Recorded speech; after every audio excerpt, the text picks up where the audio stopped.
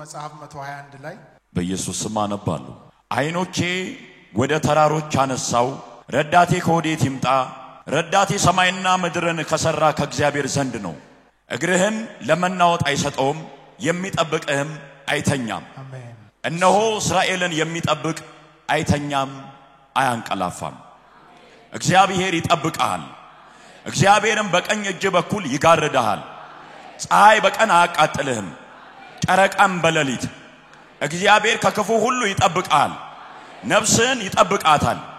ከዛሬ ጀምሮ እስከ ዘላለም እግዚአብሔር መውጣትና መግባትህን ይጠብቃል።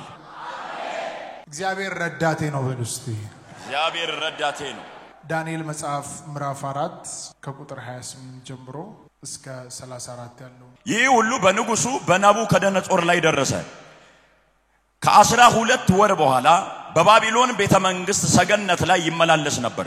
ንጉሱም ይህቺ እኔ በጉልበቴ ብርታት ለግርማዬ ክብር የመንግስት መኖሪያ እንድትሆን ያሰራዋት ታላቂቱ ባቢሎን አይደለችምን ብሎ ተናገረ። ቃሉም ገና በንጉሱ አፍ ሳለ ድምጽ ከሰማይ ወደቀና ንጉስ ናቡከደነጾር ሆይ መንግስት ከአንተ ዘንድ አለፈች ተብሎ ላንተ ተነግሯል። ልዑልም በሰዎች መንግስት ላይ እንዳይሰለጥን ለሚወደውም እንዲሰጠው እስክታውቅ ድረስ ከሰዎች ተለይተህ ትሰደዳለህ። መኖሪያም ከምድር አራዊት ጋር ይሆናል። እንደ በሬም ሳር ትበላ ዘንድ ትገደዳለህ። 7 ዘመናትም ያልፉብሃል አለው። በዚያም ሰዓት ነገሩ በናቡከደነጾር ላይ ደረሰ። ጠጉሩም እንደ ንስር ጥፍሩም እንደ ወፎች እስኪረዝም ድረስ ከሰዎች ተለይቶ ተሰደደ። እንደ በሬም ሳር በላ። አካሉም በሰማይ ጠል ረሰረሰ። ዘመኑም ከተፈጸመ በኋላ እኔ ናቡከደነጾር አይኔን ወደ ሰማይ አነሳው፣ አይምሮዬም ተመለሰልኝ። ልዑሉንም ባረኩ፣ ለዘላለም የሚኖረውንም አመሰገንኩ፣ አከበርኩትም።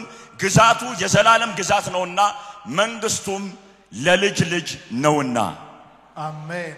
ቁጥር 34 ላይ ያለውን ቃል መጨረሻ ደግመ አንብበልን። ዘመኑ ከተፈጸመ በኋላ እኔ ናቡከደነጾር አይኔን ወደ ሰማይ አነሳው።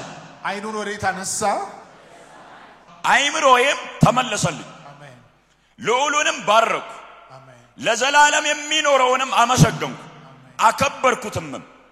ግዛቱ የዘላለም ግዛት ነውና መንግስቱም ለልጅ ልጅ ነውና። ሃሌሉያ አሜን።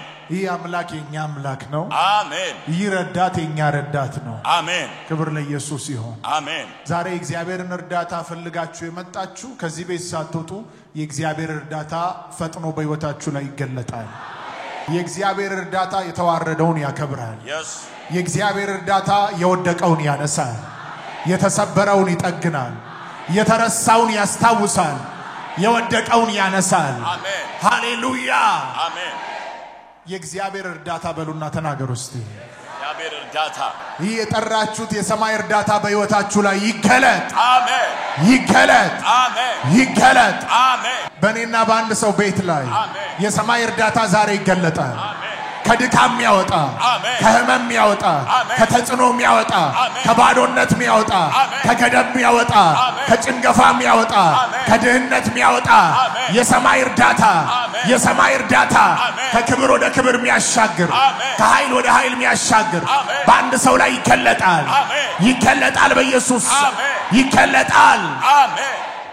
ይህ የሰማይ እርዳታ ሲገለጥ ውርደት ወደ ክብር ይቀየራል። አሜን። ሐዘን ወደ ደስታ ይቀየራል። ጨለማ ወደ ብርሃን ይቀየራል። በሽታ ወደ ጤንነት ይቀየራል። ይቀየራል። ይቀየራል። ይቀየራል። ይቀየራል። ይቀየራል። በኢየሱስ ታሪክ መቀየር ብቻ አይደለም። ጠላቶች ሰፈር ስለናንተ የሚወራው፣ ስለኔ የሚወራው፣ ስለናንተ የሚወራው ወሬው ራሱ ይቀየራል። ኦ ማካራዲያና ማምባራካቶሲያ ይህ ናቡከደነጾር ወድቆ የነበረ ሳር እየበላ የነበረ የሰማይ እርዳታ በሕይወቱ ላይ ሲገለጥ ታሪኩ እንደተቀየረ ዛሬ ማምናለሁ። ይህ ቃል በአንድ ሰው ሕይወት ላይ ተፈጽሞ ከዚህ ይወጣል። አሜን። መዝሙር 46 ላይ ሲናገር አምላካችን መጠጊያችን፣ ኃይላችን፣ ባገኘን ታላቅ መከራ ረዳታችን። እነዚህ ሰዎች ሲናገሩ ባገኘን ታላቅ መከራ ምናችን ነው አሉ? ረዳታችን። አጠገባችሁ ያለውን ሰው ታላቅ መከራ ቢመጣ እንዳትፈራ በሉ። ታላቅ መከራ ቢመጣ እንዳትፈራ፣ ታላቅ ረዳት አለ በሉ። ታላቅ ረዳት አለ። ሃሌሉያ አሜን። ለጌታ ክብር አምጡ። እነዚህ የቆሬ ልጆች የሚገርማቸው አምላካችን መጠጊያችን ኃይላችን አሉና ባገኘን ታላቅ መከራ ረዳታችን ነው። ምድር ብትነዋወጥ ተራሮች ወደ ባህር ልብ ይወሰዱ እኛ ግን አንፈራም አለ። ምድር ብትነዋወጥ ያዩት ያሉት ተራራ ተነቅሎ ወደ ባህር ልብ ይወሰድ እኛ ግን አንፈራም አለ። ከቆሙበት መሬት በላይ የሚረዳቸውን ጌታ ስለታመኑ ባገኘን ታላቅ መከራ ረዳታችን ነው። እግዚአብሔር የሚረዳ አምላክ ነው፣ የሚያግዝ አምላክ ነው። ዳዊትን ስታይ ሁሉ ጊዜ ረዳቴ ይለው። ለምን በሱና በሞት መካከል አንድ እርምጃ ቀርቶ ያለ እግዚአብሔር ፈጥኖ መጥቶ ሲረዳው አይተዋል። በተከበበ ከተማ መሃል ምረቱን ልኮ ሲረዳው አይተዋል። አንድ ስፍራ ሲናገር እግሮቼ ተሰናከሉ አለ። እሱ ራሱ ተስፋ ቆርጧል። በእግሮቹ በቃ እንደሚወድቅ 100% ሹር ነበር። እግሮቼ ተሰናከሉ ወደኩኝ ባልኩኝ ጊዜ አለ አቤቱ ምረት ረዳኝ አለ። ነገሩ አከተመ ብሏል። አቤቱ ግን ምን ረዳኝ አለ? ምረት ረዳኝ አለ። ዛሬ ተስፋ ቆርጣችሁ የመጣችሁ ሰዎች አንድ ምስራች አለኝ። ተስፋ በቆረጣችሁበት ነገር ላይ የሰማይ እርዳታ ይገለጣል። ቃሉን ስታዩ ቁጥር 1 ላይ አይኖቼን ወደ ተራሮች አነሳ ቀኝም ግራ አይቷል ረዳቴ ከወዴት ይምጣል። አይኖቹን ከፍ አድርጎ ተመልክቷል። ሌላ ረዳት አጥቷል። በህይወቱ ላይ ከገባበት ነገር ውስጥ የሚያወጣውን ረዳት አጥቷል። አይኖቼን ወደ ተራሮች አነሳው ረዳቴ ከወዴት ይምጣል። ወዲያውኑ ገባው ዳዊት ወደ ልጅነቱ አምላክ ወደ እግዚአብሔር አይኖቹን አነሳ። ከረኝነት አንስቶ ወደ ንግስና ወንበር ያወጣው እሱ እንደሆነ አስተዋለና ረዳቴ ከወዴት ይምጣልና ረዳቴ አለ ሰማይና ምድርን ከሰራ ከእግዚአብሔር ዘንድ ነው አለ። አንድ ሰው ጮሆ አሜን ይበል። የእግዚአብሔርን እርዳታ አክሰስ የሚያደርግ ሰው ሁሌ ምን አይነት ሰው መሰላችሁ? አይኖቹን ወደ እግዚአብሔር የሚያነሳ ሰው። አይኖቹን እግዚአብሔር ላይ የሚያደርግ ሰው ሁሉ ጊዜ እግዚአብሔርን እርዳታ አክሰስ ያደርጋል። አይኖቻችንን ከሰዎች ላይ፣ አይኖቻችንን ከስጋ ለባሽ ላይ፣ አይኖቻችንን ከኛ የተሻሉ ከምንላቸው ሰዎች ላይ አንስተን እግዚአብሔር ላይ ማድረግ ይተበቅብናል። አይኖችን ግን ሁሉ ጊዜ እጁ ላይ ባለ ነገር ላይ ያደረገ ሰው፣ ምድር ላይ ባለ ነገር ላይ ያደረገ ሰው የእግዚአብሔርን እርዳታ አክሰስ ሊያደርግ አይችልም። የእግዚአብሔርን እርዳታ ሊቀበል አይችልም። ብልህ የሆነ አማኝ ግን እንደ ቃሉ የሚጓዝ አማኝ ግን ምንም ነገር ህይወቱ ላይ ፈተና ሲመጣ ህመም ቢሆን ተጽዕኖ ቢሆን በህይወቱ ላይ መከራ በሚመጣበት ሰዓት ላይ ትንሽም የሆነ ትልቅ ፈጥኖ የሚቀርብበት ዙፋን የእግዚአብሔር ጸጋ ዙፋን ነው። አይኖቹንም ፈጥኖ የሚያነሳው እግዚአብሔር ላይ ነው። ጌታ ሆይ ከገባውበት ከዚህ መከራ ብር ስላለኝ አልድንም። ከገባውበት ከዚህ መከራ ውጪ መሄድ ስለምችል አልድንም። ከገባውበት ከዚህ መከራና ተጽዕኖ መዳን የምችለው በአንተ ብቻ ነው። አንተ እውነተኛ የኔ ረዳት ነህ። አይኖቹን እግዚአብሔር ላይ ሲያደርግ እግዚአብሔር መጥቶ ከገባበት መከራ ያወጣዋል። አንድ ሰው ጮሆ አሜን ይበል። ሃሌሉያ። ዛሬ በኢየሱስ ስም አይኖቻችሁን እሱ ላይ ያደርጋችሁ የመጣችሁ ከዚህ ቤት ሳትወጡ የእግዚአብሔርን እርዳታ አይታችሁ ትወጣላችሁ። የእግዚአብሔርን እርዳታ አይታችሁ ትወጣላችሁ። ዳንኤል መጽሐፍ ምዕራፍ 4 ላይ ናቡከደነጾር የሚባለውን ንጉስ ታውቁታላችሁ። በጣም ትልቅ የሆነ ንጉስ ነው። ይህ ናቡከደነጾር የሚባል ንጉስ በራሱ ምስል እንኳን ጣዖትን አሰርቶ የሚያሰግድ ሰው ነው። ሲድራቅ ሚሳቅ አብዱናጎምን ወደ እሳት ባህር ውስጥ እንዲጣለው ያደረገ ሰው ነው። ንጉስ ነው ይህ ሰው። አንድ ቀን በሚታበይበት ሰዓት ላይ በትዕቢት ተሞልቶ በዙፋኑ ላይ ቁጭ ብሎ እያለ የእግዚአብሔር ቁጣ ወረደበት። ያዕቆብ መጽሐፍ ምዕራፍ 4 ቁጥር 6 ላይ ሲናገር እግዚአብሔር ትዕቢተኞችን ይቃወማል ይላል፣ ለትሑታን ግን ጸጋን ይሰጣል ይላል። እግዚአብሔር የሚቃወማቸው ሰዎች ምን አይነት ሰዎች መሰላችሁ? በትዕቢት የሚራመዱ በትዕቢት የሚመላለሱ ሰዎች። የትዕቢተኞች ጠላት ራሱ እግዚአብሔር ነው። ሰው እግዚአብሔር ከተቃወመው ደግሞ የት ሄዶ ያመልጣል? ለትሑታን ደግሞ ጸጋ የሚሰጥ እግዚአብሔር ነው። ይህ ናቡከደነጾር በትዕቢት ስለነበር የሰራውን ስራ ሁሉ ተመልክቶ በትዕቢት ተነፍቶ ያለ ድንገት የእግዚአብሔር ፍርድ የእግዚአብሔር ቁጣ ወረደበት። ለዓመታት ይህ ሰው ንጉስ የነበረ ሰው እንግዲህ ያስቡት። አገር ሁሉ አይኖቹን አንስቶ የሚመለከተው ሰው በንጋታው ካለበት ከፍታ ወርዶ ጫካ መሃል ገብቶ ሳር እየበላ ቃሉ ምን ይላል? እንደውም አይምሮ ወደ እንስሳ ተቀየረ ይላል። የናቡከደነጾር አይምሮ ወደ እንስሳ ተቀየረ። እንደ ከብት ሳር መብላት ጀመረ። ጥፍሮቹ እንደ አፍ ጥፍር ሆኑ። በሰማይ ጠል ረሰረሰ፣ ከአራዊት ጋር ኖረ ይላል። ወደዚህ ውድቀት ያመጣው ምኑ ነው? ትዕቢት ነው። ትዕቢት እግዚአብሔር የሰጠንን ከፍታ ሁሉ በአጭር ጊዜ ውስጥ እንድናጣ የሚያደርግ ትልቅ መሳሪያ ነው። ቁጥር 34 ላይ ምን ይላል? በዚያም ሰዓት ነገሩ በናቡከደነጾር ላይ ደረሰ። ጠጉሩም እንደ ንስር ጥፍሩም እንደ ወፎች እስኪረዝም ድረስ ከሰዎች ተለይቶ ተሰደደ። እንደ በሬም ሳር በላ። አካሉም በሰማይ ጠል ረሰረሰ።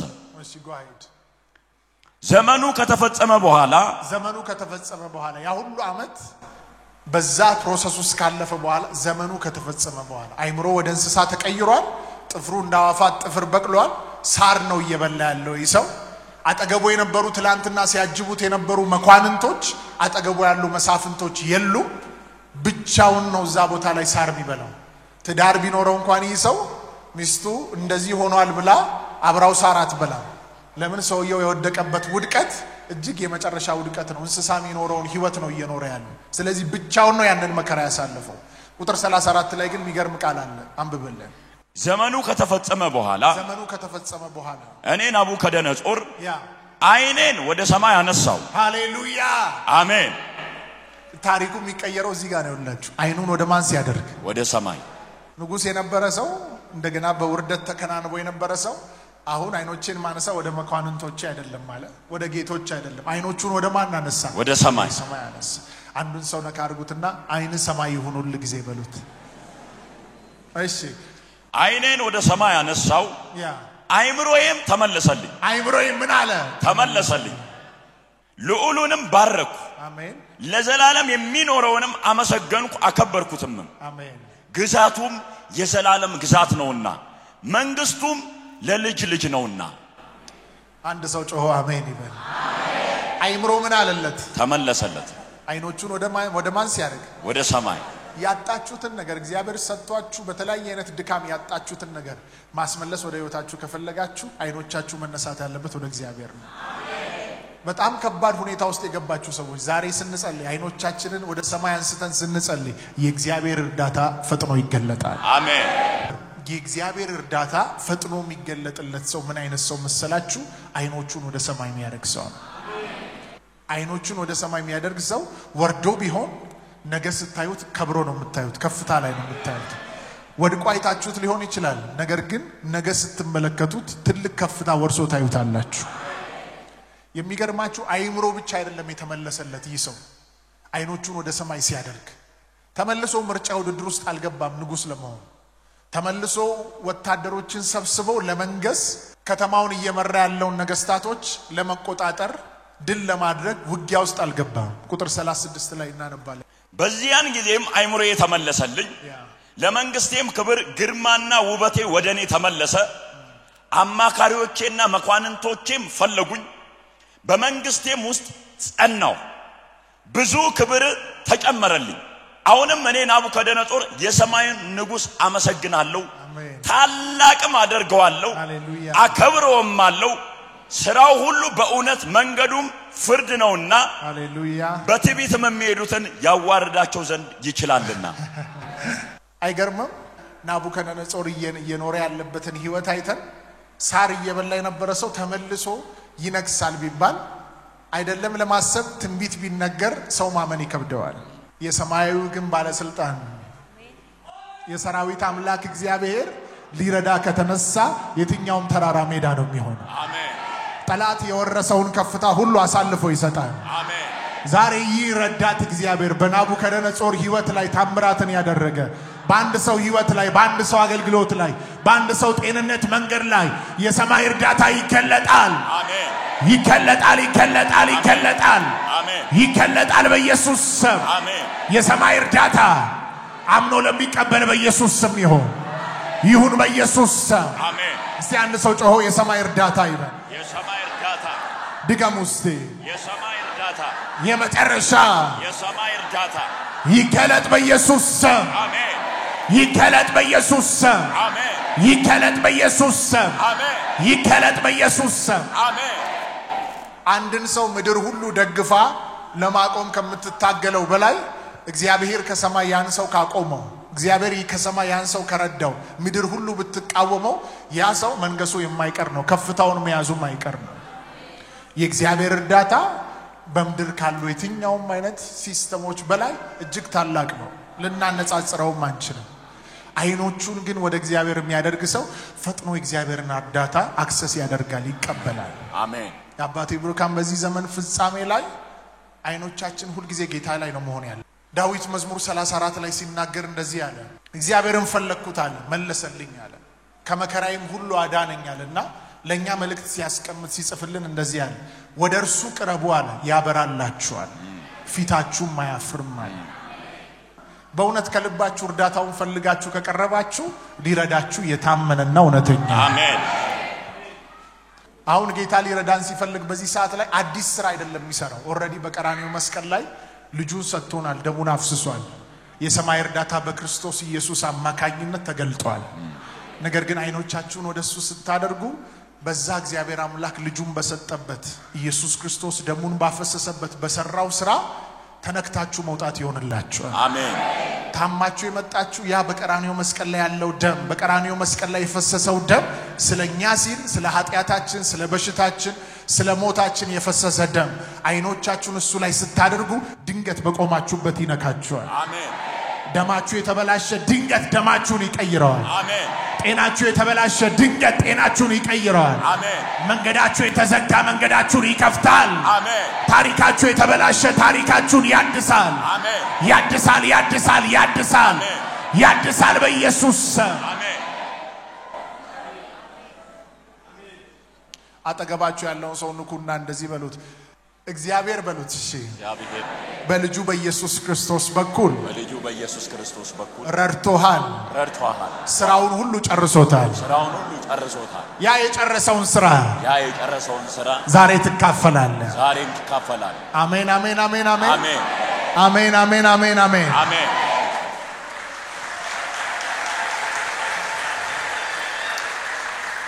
በዚህ ሰዓት ላይ የሰማይ እርዳታ መጥቶ ተች የሚያደርጋቸው ሰዎች አሉ ከገቡበት ወጥመድ ያወጣቸዋል አሜን ከገቡበት ተጽኖ ያወጣቸዋል አሜን ከገቡበት መከራ ያወጣቸዋል አሜን ከገቡበት ክፉ ነገር ያወጣቸዋል አሜን ያወጣቸዋል ያወጣቸዋል ያወጣቸዋል ያወጣቸዋል በኢየሱስ ስም አሜን ያወጣቸዋል በኢየሱስ ስም አሜን ያወጣቸዋል በኢየሱስ ስም አሜን በቀራንዮ መስቀል ላይ የፈሰሰው ደም ብዙዎችን ከገቡበት ወጥመድ ለማውጣት ብዙዎችን ከገቡበት መከራ ለማውጣት ብዙዎችን ከገቡበት ጭንቀት ለማውጣት አሜን ይገለጣል አሜን ይገለጣል አሜን ከመከራ ለማውጣት ይገለጣል አሜን ከበሽታ ለማውጣት ይገለጣል አሜን ከድህነት ለማውጣት ይገለጣል አሜን ከተጽኖ ለማውጣት ይገለጣል ታሪክን ለመቀየር ይገለጣል ሁኔታዎችን ለመቀየር ይገለጣል አንድ አማኝ ካለ ጮሆ አሜን ብሎ ይቀበል ውሰዱ አሜን ብላችሁ ውሰዱ አሜን ብላችሁ ሃሌሉያ አሜን